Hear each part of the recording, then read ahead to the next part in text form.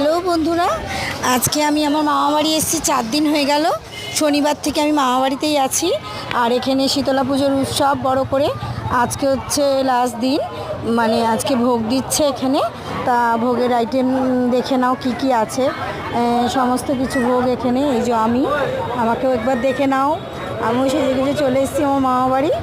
আর দেখো, ওই জন্যই ভাবলাম তোমাদের দেখিয়ে দিয়ে, ভালো লাগছে তাই দেখাচ্ছি। এই হচ্ছে ভোগ দেওয়ার সিস্টেম, এই যে ভোগ দেওয়া শুরু হচ্ছে আর কি।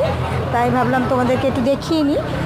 দেখো, আমার মামা, ভাই, দিদাটি সবাই আছে এখানে, আমার ফ্যামিলি আছে বলতে পারো এটা একটা।